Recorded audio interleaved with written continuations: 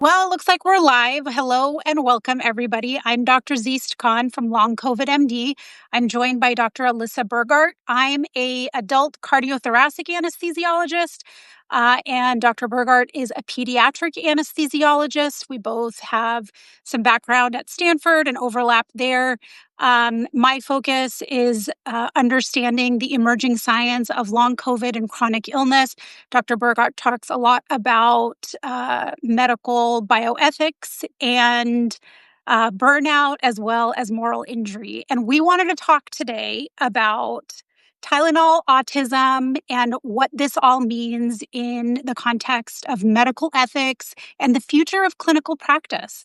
So, Alyssa, we've been texting, we've been talking.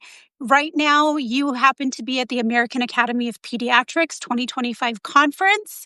Yep. What's the mood? What are you expecting people to be talking about? Yeah, well, I don't know the mood yet because the conference is just starting. I literally just got to my hotel like right before I logged in here to chat with you. So we're gonna chat and then I'm heading over to registration and I'm gonna find out. But I am keyed up for some spicy pediatricians. I'm ready for a spicy pediatrician, you know? We love spicy pediatricians. They're absolutely the best. And honestly, I don't think people know how much the AAP, while it's not perfect, has acted as a really strong public health advocacy group. Is that Yeah, why you decided to join? yeah, so I am not a pediatrician. A lot of people think I'm a pediatrician because I'm a pediatric anesthesiologist, and I just think that's such an incredible compliment. But I'm a subspecialty member of the American Academy of Pediatrics. So because I did an extra year of training specifically to be able to take care of very young children as well as critically ill children, I get the privilege of being a fellow of the AAP. I I love the AAP because they really do so much work to really support the health and well being of all children in the United States. And the AAP brings out frequently position statements on the issues that really matter towards kids.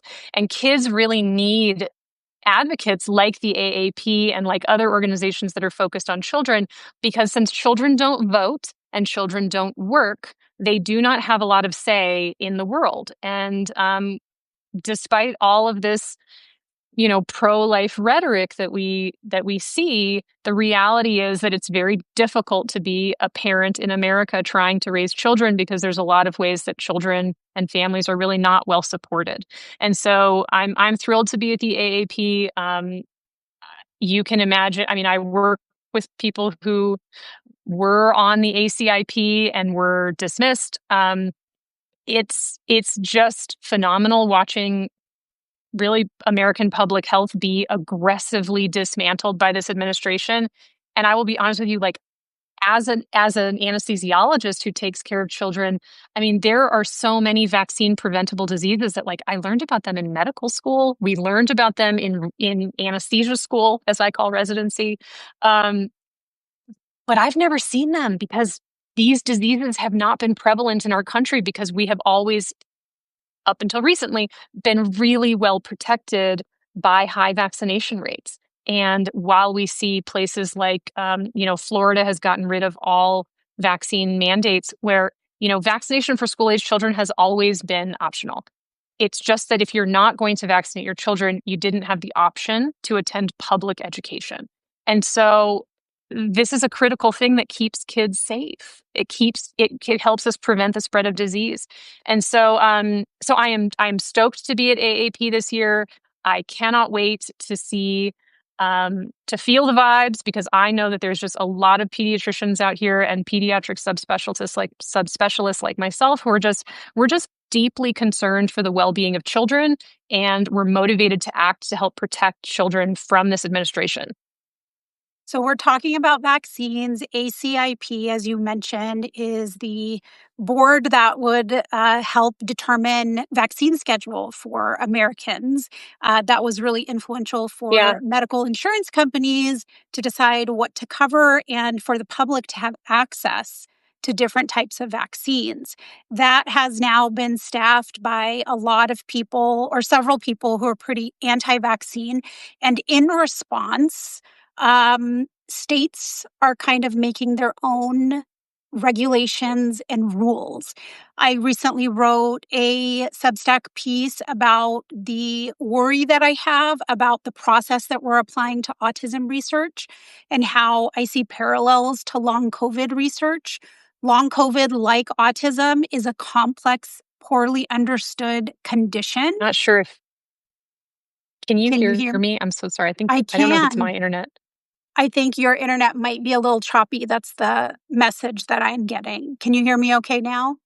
Oh, now I can't. I'm gonna I'm gonna pop off. You keep talking, and I'm gonna try to fix this connectivity issue for us. The Sounds good. hotel will provide, I'm sure. Yeah, it will. We'll see you back in a moment. While Alyssa gets that sorted, I'll continue what I was saying about vaccine schedules and how medical recommendations that should be coming from the Department of Health and Human Services and be pretty unified across the United States. That also stands as a standard of care a lot of the times globally, is now being divided, and different states may be choosing and determining their own timelines and recommendations. In the long COVID space, we recognize how challenging and confusing something like this is. We just don't know who to trust. And I think this autism Tylenol link that is was not a precise announcement on Monday when President Trump, RFK Jr., Dr. Oz, Dr. Macri. Welcome back, Alyssa. Um, we're talking very loosely, especially President Trump. It is unscientific to speak so loosely. I am not used to hearing recommendations that are so imprecise. And if we look at the uh, White House and HHS websites, the messaging is a lot more precise and a lot more measured. And actually, it doesn't really say much, but it is also misleading. On my Substack article about this earlier this week, I showed a graphic of the White House's website where they use the word fact in capitalized letters right next to the tagline, evidence suggests. And a suggestion is not a fact. We know that. And what this does, the results of this, is confusion. It's confusion not only for patients, but um, also for clinicians. Alyssa, I just clicked a button that I hope will bring you back, bring your beautiful face back in here. But, patients are confused because we don't know who to trust or what to trust. And clinicians are concerned because we don't know what we should be following, and we don't know if we are being pressured into following um, a lot of the HHS recommendations, like I said, really impact insurance reimbursements and standards of care. And if doctors are anything, we are risk averse and we want to follow the rules. What rules are there to follow right now? It is a really big challenge. I'm going to pause for a moment and see if we can get Alyssa back on. I will hit cancel, Alyssa, and follow your instructions to try to invite you back to join. Okay, I tried it again. It says waiting for you.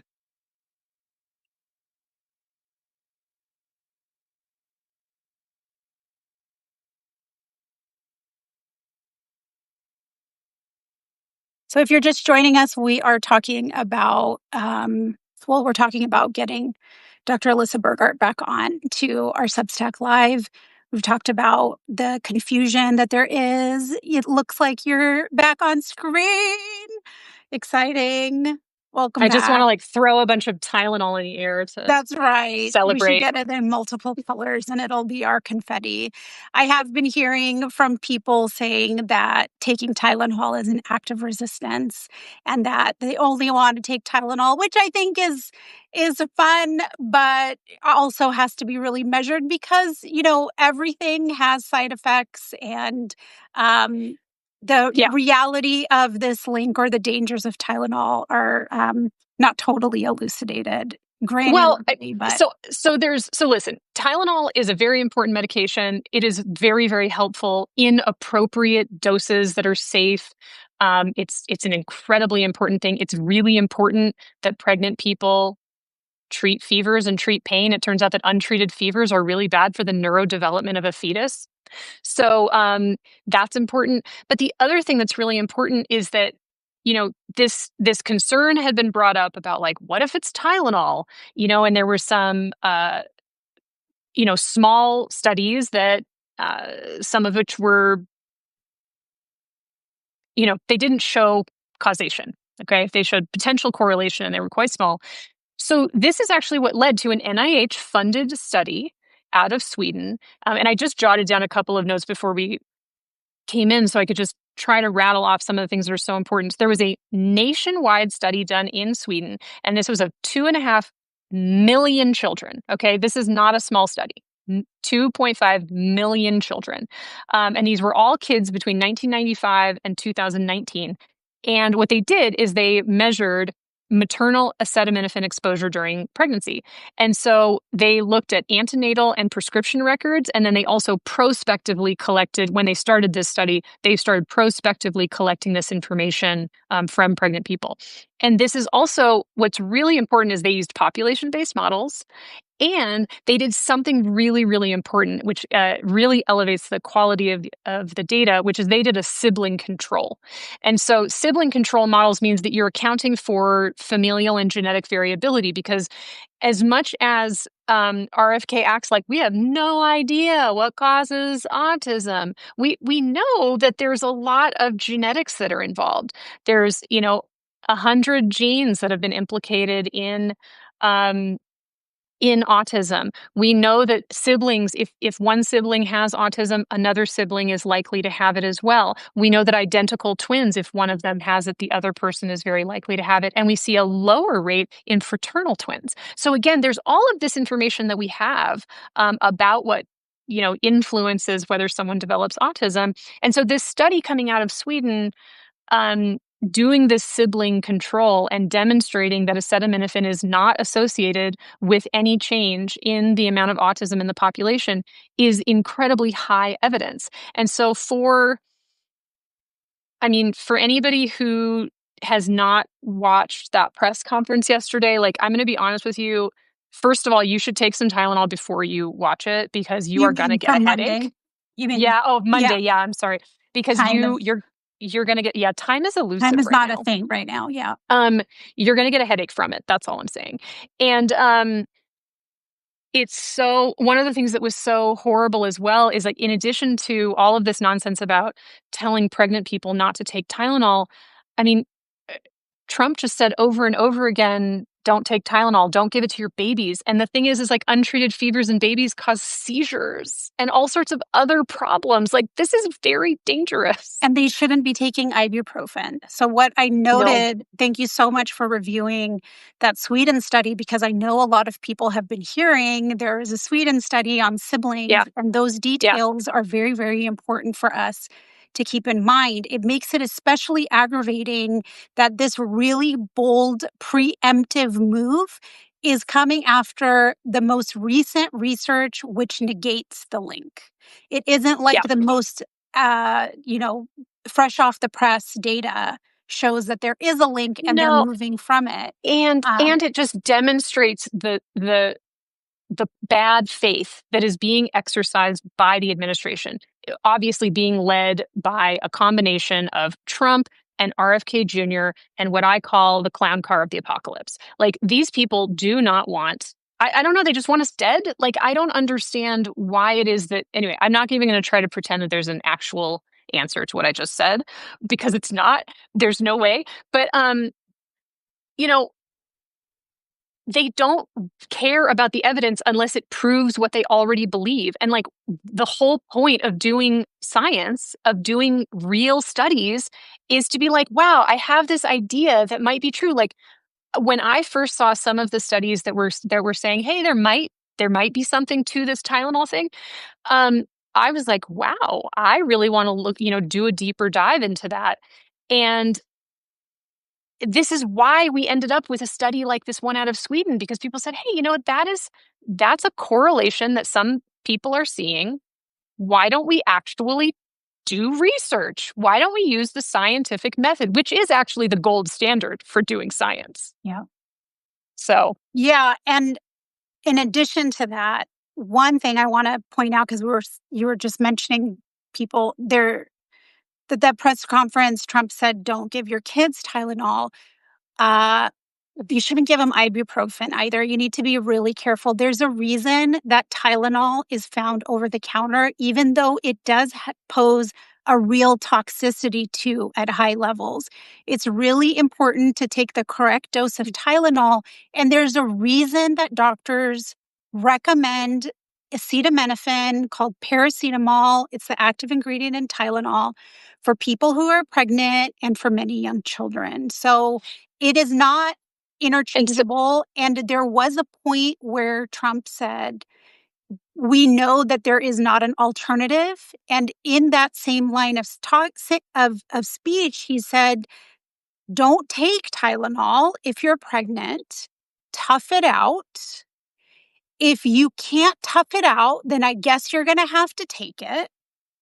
And these are messages that almost all of us, and I'm glad if you haven't, have heard at one point or another when we ourselves are struggling and there's no clear answer, whether that's our health or something else, to just say, buck up, buddy. It's super American too. Buck up, buddy, and deal with it. And then if you aren't able to deal with it, if you are faulty and you aren't strong enough, then maybe something's going to happen to your baby. That's a huge burden to put on a demographic of people who are already stressed out and well, and sexist. and women are already, listen. So for folks who don't know, I mean, there was this long period of time where like nobody knew what caused autism, or these behavioral observations that people were making. And there was this idea that it's refrigerator moms. They're cold. It's if you have a cold mother, that's how you end up with a child who has these behaviors. So we've had to do a lot of work to get away from that kind of misogyny. But now we're bringing it back to this other, this is, it's misogyny, it's ableism, it's eugenics. I mean, this stuff is outrageous. And just because you brought up the issue of ibuprofen, I just want to say really explicitly, like, for example, when I am providing anesthesia to a child that is under 6 months of age, I do not use ibuprofen, or like we have other medications that are similar to ibuprofen in the OR, because babies' kidneys are not yet developed to the point that we can safely provide that medication. So that's part of why it is that we use acetaminophen in babies. The other reason why, for when we're talking about pregnant patients, if a pregnant patient takes ibuprofen, it can actually impact fetal circulation in a way that can cause a miscarriage or can cause a fetal death. And so the idea that women should not be allowed to take acetaminophen, not only is it creating, it's this terrible idea that women should suffer and you should suck it up and whatever, but also we are going to see patients who don't understand and who choose to take ibuprofen because they say, well, this one's not acetaminophen, so I guess I'll take that one. And it's going to cause more morbidity and mortality. And we already have a country, because of our abortion laws, that are women are just dying in this country, and infants are dying in this country because of this constellation of not only legal rhetoric, but also this public health decimation. Yeah. I don't know. There's really nothing good that comes of this. It's heartbreaking. And it is there are these public health issues that on face value look separated and unrelated, but in reality are linked so intimately. And my worry is that this process and an approach to finding a scapegoat, finding an answer or one sort of identify one thing that everybody can rally around or rally against is easier and taking precedence over thoughtful, methodical, and urgent research.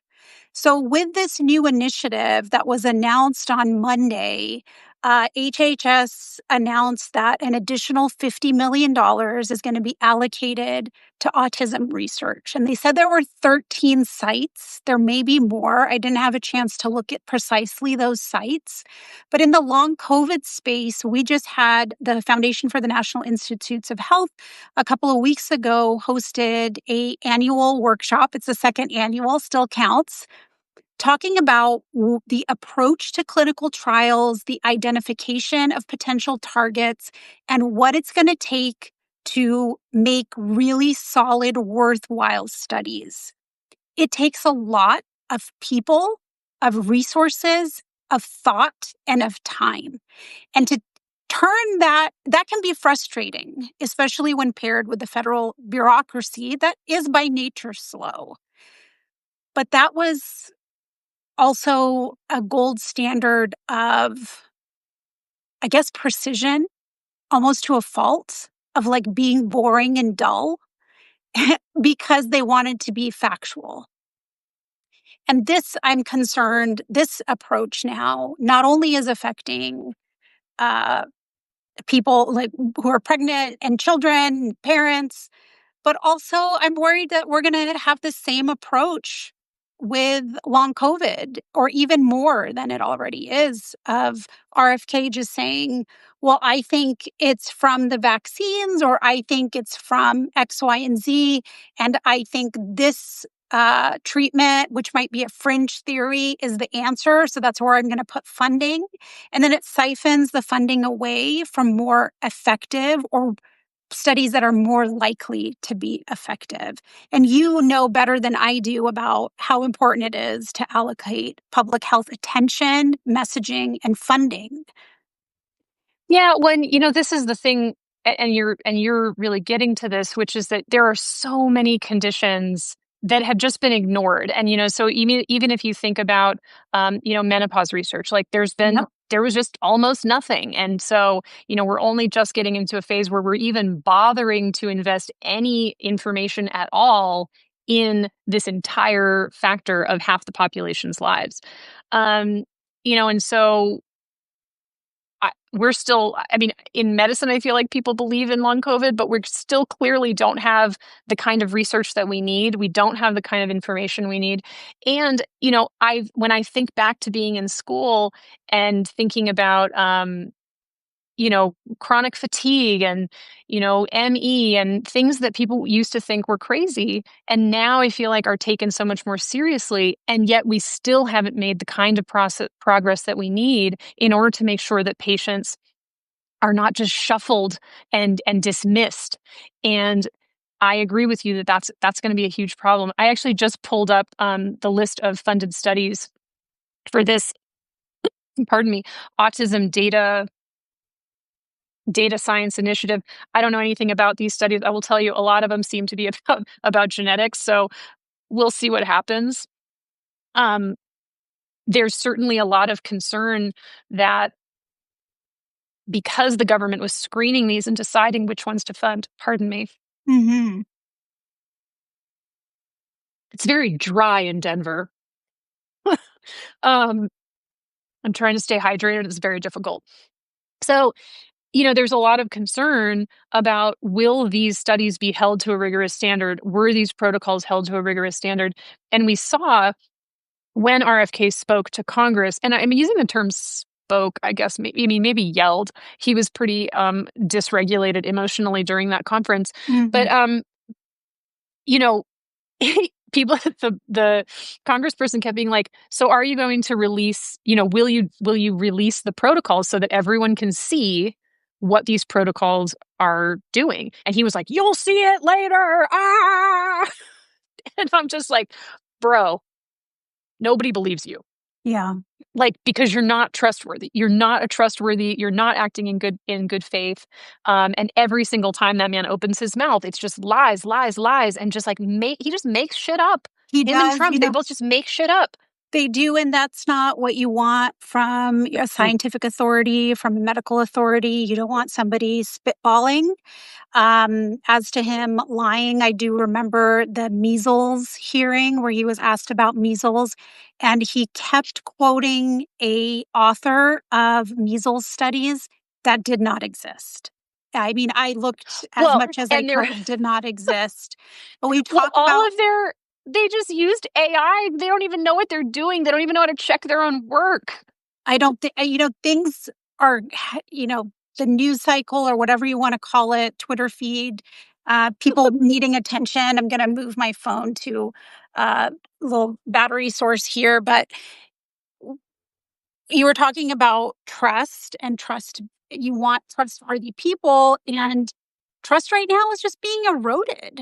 I mean, this doesn't help anybody trust either the federal government or their own doctors, because I keep Absolutely. hearing, ask your doctor, ask your doctor. If your doctor's getting pressured, getting a letter from HHS saying that um, Tylenol is dangerous for your patients, there's going to be some who are like, yeah, some who might have already believed that theory anyway, because doctors are human, Hmm. and are Well, going but to use also, this. but it's also something, right? Where like this is the thing about social media. It's the thing about the internet where because we're all human beings, right? Like if you hear a message enough times, that becomes the dominant message, even though you don't really think that it's like infiltrated you. Like the number of people who before last week never once thought that they needed to worry about taking Tylenol in terms of the risk of autism because it's fake, it's not real. Mhm. Um, but now, because people are going to be hammered on this over and over and over again, there is going to be a lot of people who they don't have access to the research because we put everything behind these fucking firewalls so people can't read science. Like we don't make it easy for people to get information. Um, I mean, there's no way for me to do content that will ever be as interesting or as engaging as Yeah. people who make shit up. People who make shit up are able to drive engagement. And so they constantly are driving that point again and again and again. And so you end up having people of all professions, including people who ideally would have the intellectual resources and access to the data to be able to really elucidate that. Um, but it just creates so much more work. There's so much work that goes into trying to undo this misinformation and disinformation. And especially now that, again, the clown car of the apocalypse, they are running the show of America right now. Sadly. Um, But to be, I'm sorry. I yeah, know go I'm like, ahead. I know I'm like, just, I'm not trying to depress you. It's depressing. It's Um, depressing. Yeah. But I do want to say, in terms of this Tylenol thing, because of the Wall Street Journal leaking that this Tylenol autism thing was going to come out, thankfully, this meant that, ACOG, the American College of Obstetrician Gynecologists, immediately was ready to put out a statement affirming not only the safety of Tylenol during pregnancy, but the vital importance of treating women's pain and in treating fevers during pregnancy. And so that ACOG was ready, American Academy of Pediatrics was ready, because the reality is people are going to be harmed, and we can no longer, I used to be able to do a Google search and I'd be like, ooh, NIH, let's read that. And that used to be something that I could trust. And now I see a government website and I was like, well, what did they take off of this? I'm having to go to archive, to the Wayback Machine and to archive.org to go and be like, okay, what did these websites say 11 months ago. Yeah. Um, yeah. So, It's you a know, terrible method of propaganda that is threatening people's lives. So I think Tylenol, the company Tylenol, got the heads up too, and they're that capitalists. guy. They're going to use, yeah. Yeah. I mean, there is a lot of blowback when you mess with people's money, especially big Well, corporations' money. but, and you know what? This is something else I'll say. Tylenol is a very old drug. It is a very Yes. old drug, and that's why we know so much about it. And so Tylenol, the makers of Tylenol in particular, like acetaminophen is now it's generic. It's sold by under lots of different names. But Tylenol, the brand, has been through many other major safety scandals over the years. I mean, when you and I would have been kids, there was this is before there was not only the child resistant caps is what they call them now, but it used to be that there was not a seal on top of those, and there was someone who was actually putting poison inside of Tylenol containers, and it made a lot of people sick. A couple of people died, I believe, if I recall. Goodness. And so that was a huge scandal that they went through. But the other thing that has happened, and this is fairly recent as well, so infant Tylenol used to be a different concentration Yeah. than the current than children's Tylenol. So there used to be children's Tylenol, which was for kids who were like 12 months old and older, and there used to be infant Tylenol, which was Mhm. for babies, and it was more concentrated. Well, that's really dangerous because when you so the children's Tylenol, it has 32.5 milligrams of Tylenol per milliliter, Mhm. and so or per 5 milliliters. I apologize. And so it used to be that the infant Tylenol had a higher concentration, and that was leading to liver failure in infants because parents were mixing them up. They didn't realize that they were different concentrations and were accidentally overdosing their children using this more concentrated dose. And I'm a liver transplant anesthesiologist, so I'm like so happy that that is not what's happening anymore. It's really helped the safety, but that's a scandal that Tylenol also had to go through. And so, like you said, capitalists want to make money, and so I hope that Tylenol, the makers of Tylenol, just go after this in whatever way they can. And I am all about these professional organizations within healthcare spaces that we can trust this information, that they are coming out and being very clear, very bold. What I am concerned about, I mean, I'm concerned about a lot of things, obviously.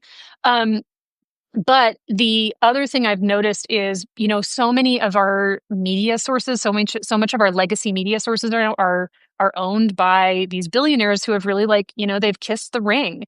And Yeah. when you see the headlines from a lot of these organizations, even I was just looking at some of these headlines yesterday, like kind of seeing what would come up.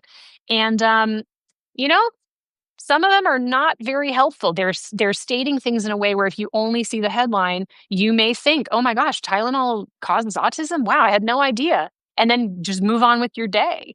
And we really need journalists in these spaces to really think about how it is that this information is coming up, because this is bananas.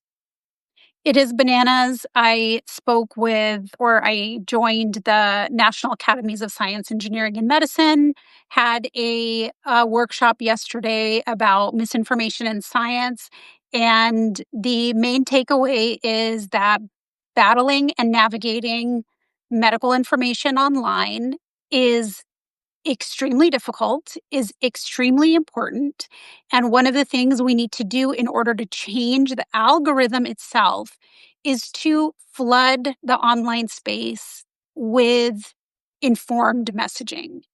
I am very concerned as we wrap up here about the division that things like this cause in the scientific community because it directly impacts clinical practice. That means it really impacts the way your doctor takes care of you, what they offer you, and what they tell you. And the last thing we need in a time where we already have lost a lot of trust with doctors and the medical professionals, in a time where, as you are well aware of, we have a epidemic of burnout among medical professionals and moral injury and a lot of psychological trauma that makes both sides of this equation, patients and their providers, upset with one another.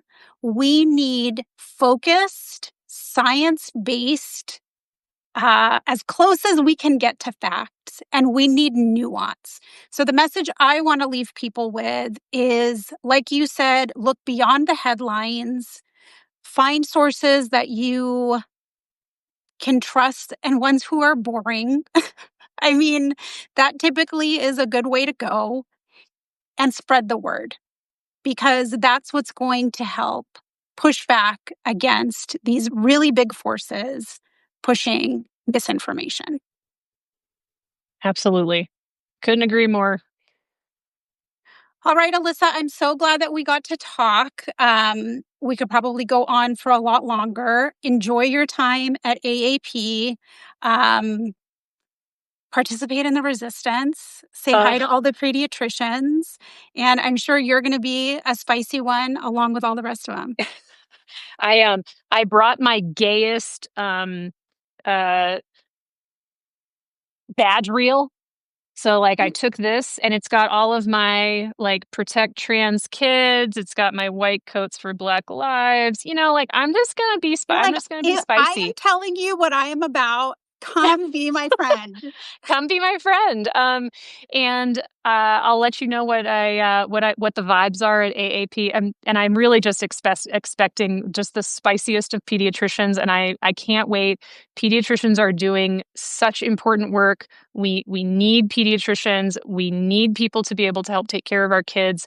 And in particular, we need to build these relationships with our patients. We need patients to have opportunities to work with clinicians that don't suck. We need clinicians to listen to Yep. patients and like deeply listen and listen for the meaning of what we have to say.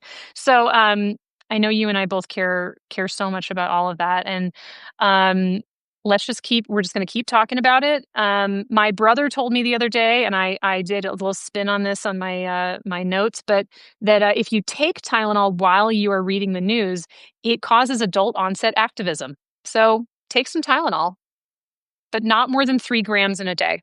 No. Subscribe to Long COVID MD. Subscribe to Poppies and Propofol. We love you guys. Stay positive, and we'll see you next time. All right. Love you guys. I'll let you know what happens at the meeting. Bye. Bye.